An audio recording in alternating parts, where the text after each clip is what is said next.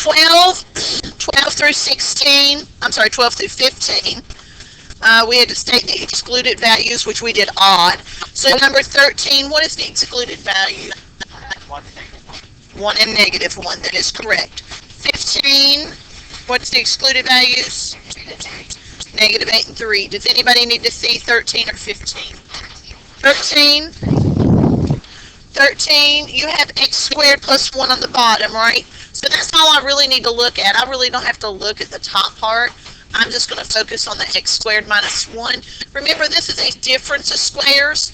This is a perfect square. This is a perfect square. So I'm going to go x minus 1 and x plus 1. Well, what's 1 times 1? Okay, so then set it equal to 0, and so I know my answer is negative 1 and positive 1. Okay, all right. Now we're going to go through 19 through 35. All of them were in the back of the book. No. Yeah, skip 17. All right, we did 19 through 35. We did the odd. All the answers were in the back of the book. You had to simplify each and state the excluded values on 19 through 29. Okay, so, okay, here 21 is my first one that I may have a question about. Anything before 21? Okay, so 21 said 7c squared and negative 6c cubed over 21c to the fourth. Okay, first of all, what's the excluded value? C cannot be equal to what? 0. Okay, is there a reason you have your sunglasses on in here? Yes. And that would be? Okay, I like to be without the sunglasses. Well, why would you need sunglasses in here? We're going outside after a while and you can wear them in. Okay, alright. So C cannot be 0. We need to just, yeah, you can multiply together if you want to. Okay, if you did, you would get negative 42c to the 5th over 21c to the 4th. If you want to reduce within here on your numbers and things, you can. Okay, negative 42 divided by 21 is what? Negative 2. And I have 5 c's on top, 4 c's on the bottom. So when I subtract, where's the most going to be? Top. And how many's left? 1. So that's my answer. Now, if I had reduced up here, 7 will go into 21 how many times? 3. Well, what I notice about 3 and 6, well, 3 will go into this, 3 will go here, so that leaves negative 2, right?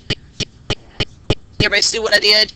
Just kind of reduce within the problem, and that's okay too. C2 will eliminate here, which leaves me 2 there, right?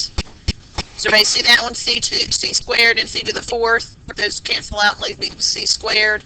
Then I can reduce here, and that cancels out and leaves me with just C. The only part here is sometimes that gets messy looking.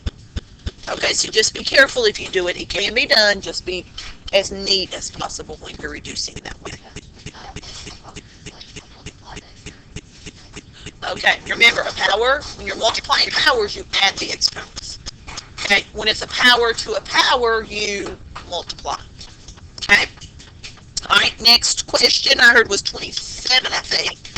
Anybody have anything before 27? 25? Anybody have no question on 23? Tell me one in between. Alright, so 25 says x squared plus 4x minus 32 over x plus 8. Well, first thing I see that I need to do is I need to factor this out. So to me, this probably looks like x plus 8 and x minus 4. Would I be right? Okay. And then what I notice here is this and this cancel off. So I'm left with x minus 4. But what's the excluded value? X cannot be negative 8, right? Because if I plug in negative 8 from the original get-go, it gives me 0, so I can't go any farther. Okay, so x cannot be negative 8. Okay, question. Okay, let's look at 27. 27 says 2p squared minus 14p divided by p squared minus 49. Now, what I need to do is, let's see what I can factor out up here. I can factor out a 2p, so that leaves me p minus 7. This is a perfect square, and this is a perfect square. It's a difference, so I have p minus 7 and p plus 7. What I notice now is those cancel off, and I'm left with 2p over p plus 7. And p cannot be what? Negative 7 or positive 7, right? Because before I reduce, if I plug it in right here, a negative 7 or a positive 7, this makes this whole thing right here 0. Okay? So once you kind of factor right here, go ahead and do your excluded values. Okay? Because even though it does reduce, if I put this positive 7 in for the original, it does force that to be 0 from the original problem. So you have to still include it, even though in your final answer it's not there. Okay. What was the next one you had problem with? Anybody have 29? Anybody have 29? 29 says 64 minus c squared divided by c squared minus 7c minus 8. Okay, I kind of rearranged this one, but it's okay. This is still a perfect square. This is a perfect square. So what's going to happen on first is I'm going to have 8 minus c and 8 plus c. Okay, divided by, let's break this down. So that's a c minus 8 and a c plus 1, right? Now, does anything look alike? They look alike, but what do I need to do? How can I flip it? Because this negative c now needs to become a positive c, and the positive 8 needs to become a negative 8. So what if I factor out a negative 1 out of this one? Would that switch that order around? Everybody see that? Okay. So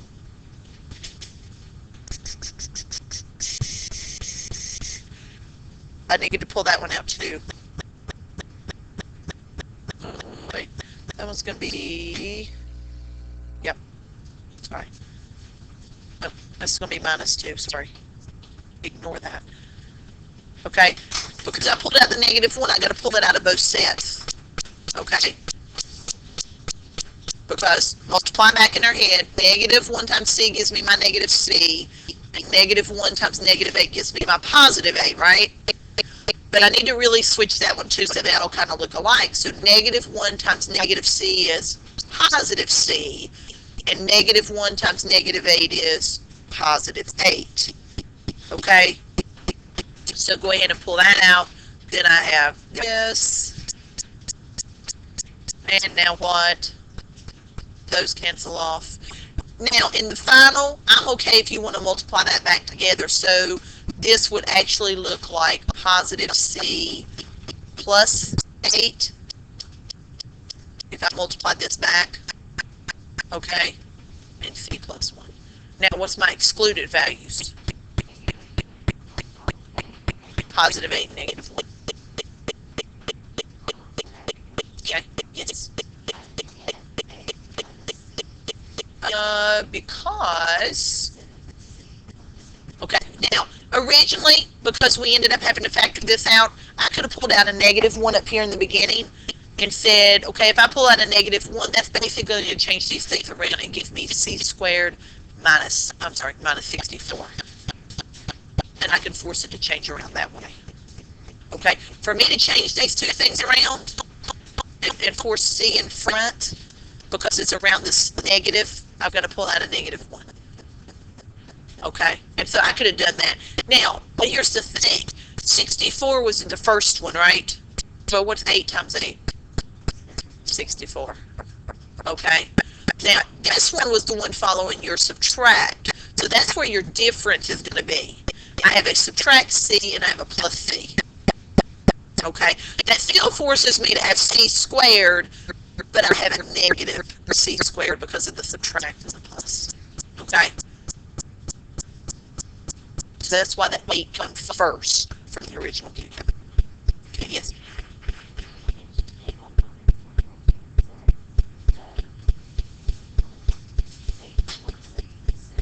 Because what's negative 1 times negative c?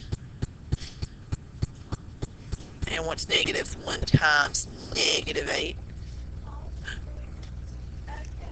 Hey, it's okay, because honestly, if you had that question, I'm sure somebody else had that question too. Okay, they just didn't want to ask, so I'm cool. Who else had that question? Alright, see, I told you. Hey, and here's my thing. If you don't get it, I don't care how stupid it sounds, ask the question anyway. Because if you don't ask it, how are you going to learn it? I don't care. Okay, don't worry about it. Okay, alright, next one, 31 through 35.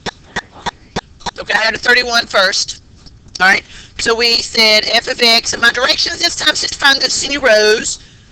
So really what I'm looking for is the top, right?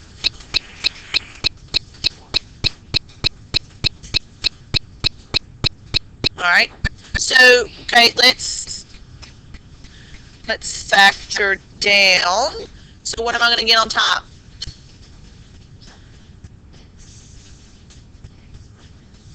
X plus 4 and x minus 1. What's on the bottom? Okay, what can reduce? Okay, so I have x minus 1 over x plus 5. For me to find this 0, I'm only interested in the top. So what is my 0 going to be? Positive 1. So that's my 0. Or you might hear what they call root. Okay. What's the root of that equation? Where does it cross the x-axis? What is this 0? All of those are the same things. It's 1. Okay.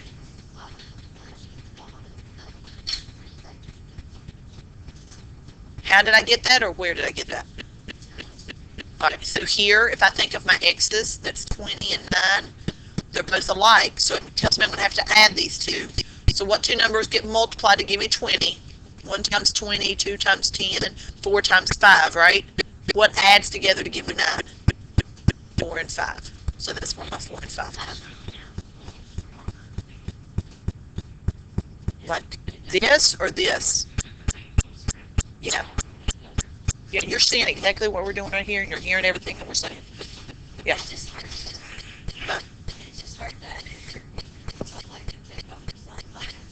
Yeah. I mean, here's everything. Okay. All right. 33, I believe I heard someone say. We have f of x is equal to 3x squared minus 18x plus 24 over x minus 6. Well, when I look at the top, there's a 3 that's a multiple of all those, right? So I want to factor that out. So I have x squared minus 6x plus 8 over x minus 6. And I want to factor this. So I get 3. I'm going to have x minus 2 and x minus 4. Can anything reduce? Can anything reduce? No. Alright, so now I'm just interested in my 0 values. So that is going to become a 2, and this is going to become a, so my zeros are what? 2 and 4. Okay, always try and factor out that number first. Okay, not saying you're going to be wrong, but what you might have had here was 3x minus 6 and 3x minus 12. Okay, but what do they all share in common? 3. So let's get that 3 out real quick. And that way I don't have to think as high. Okay, always look at that first. Okay. Oop, I won't do that. Alright, then 35. We have x cubed minus 4x squared minus 12x over x plus 2. Well, what do they share in common?